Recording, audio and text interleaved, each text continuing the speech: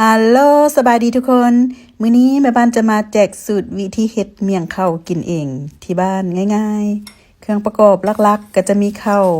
อันนี้จะเป็นข้าวเหนียวนึ่งที่ว่าเฮากินแล้วหั่นกับพี่น้องแล้วมันเหลือหรือว่ามันหยังเฮาก็ไปตากแห้งๆไว้แล้วก็ได้ประมาณนี้แม่บ้านจะใส่ข้าวนี่ประมาณ500กรัมต่อมาจะเป็นหมักเลนหน่วยใหญ่หั่น2หน่วยหัวสิงไคซอยเครื่องประกอบเพิ่นน่ะแล้วก็จะมีหอมป้อมอันนี้จะเป็นน้ำอ้อยค่ะนะน้ำอ้อยเป็นก้อน2ก้อนหอมบัวแดงกับมีกระเทียมซอยอันนี้จะเป็นเขียบหมูกับแม่แบงถ้วยหมักเพชรทอดถั่วดินคั่วน้ำปลาแล้วกับผงคะน้อกับมีเกลือเครื่องประกอบทั้งหมดจะประมาณนี้พี่น้องเอ๋ยก่อนอื่นเขาจะเอาข้าวนี่ไปทอด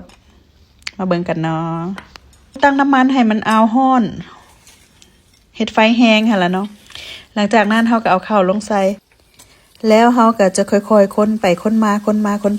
เขาจะทอดให้ข้าวเป็นสีเหลืองทองค่ะนะพี่น้องเอ๋ยเมี่ยงข้าวนี่ก็เป็นอาหารที่มันแม่บ้านมากๆพี่น้องค่อยเคยเฮ็ดคลิปเทื่อนึง2 ปีหลังเนาะก็บางคนเพิ่นเอาไปซอกบ่เห็นก็บ่เป็นหยังแม่บ้านเฮ็ดให้เบิ่งอีกก็ได้ เพราะว่ามันเฮ็ดกินอยู่แล้วหั่นนะบางคนถามมาว่าข้าวเจ้าเฮ็ดได้บ่แม่บ้านบ่เคยเฮ็ดจักเทื่อพี่น้องเอ๋ยมีแต่ว่าค่อยเคยเอาข้าวแห้งนี่นะข้าวแห้งของข้าวนึ่งที่เฮากินเหลือกินหยังเฮาก็ตากแห้งไว้บ่แน่ใจว่าข้าวเจ้าจะเป็นหรือบ่แม่บ้านบ่เคยลองพี่น้องเอ๋ย ไปแล้วขั้นตอนต่อมาเฮาจะมาเฮ็ดน้ำซุปน้ำอันนั้นหั่นนะน้ำของอันเมี่ยงข้าวอันแหละแม่บ้านจะใส่น้ำประมาณ600 ml เด้อหรือว่า600มิลลิลิตรหลังจากนั้นเฮาก็ใส่น้ำตาลอ้อยน้ำตาลก้อนนี่เอาน้ำปลาใส่เกลือใส่ผงคะน้อใส่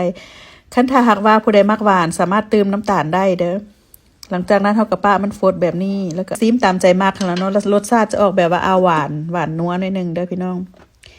แล้วขั้นตอนต่อมาเฮาก็จะมาบดข้าวจะมาปั่นข้าวนี่ค่อยจะปั่นข้าวกับ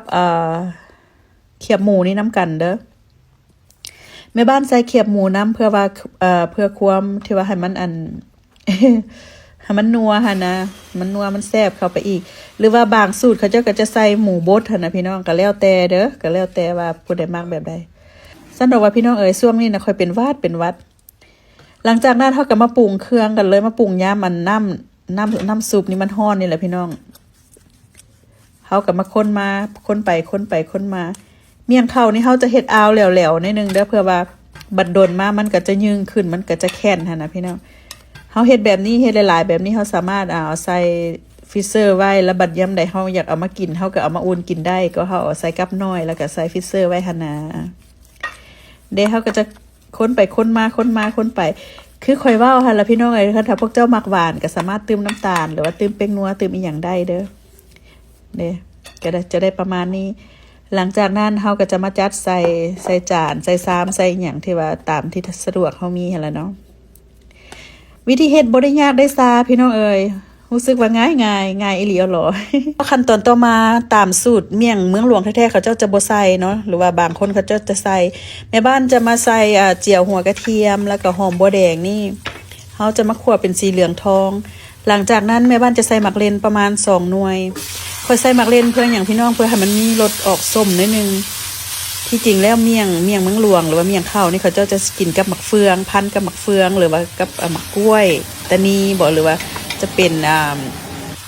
หมักม่วงหมักอย่างก็แล้วแต่ขั้นทันในเมื่อว่ากรณีเฮาบ่มีหมักเฟืองเฮาก็เอาหมักเลนนี่เฮาจะใส่หมักเลนนี่เฮาจะมาราดหน้านี่แล้วมันก็จะมีออกรสชาติอาวส้มหน่อยนึงหั่นนะแล้วมันก็จะหอมหัวกระเทียมหอมบัวแซ่บไปอีกแบบพี่น้องเอ้ยขออยากให้พวกเจ้าได้ลองสูตรนี้ ตอนสุดท้ายแล้วเขาก็จะมาโรยหัวสิงไคซอยแล้วก็จะมีหอมป้อมซอยแตงสีสันหน้าตา เอาถั่วดินโรยใส่ซื้อกินกับบ่มีเงินได้เว้าเรื่องอดีตก็ได้แล้วพี่น้องเอ๋ยเมี่ยงคำหรือว่าเมี่ยงเมืองหลวงสูตรของแม่บ้านพวกเจ้าลองเอาไปเฮ็ดกินเบิ่งเด้อค่ะเพราะว่าแซ่บไปกันเด้อ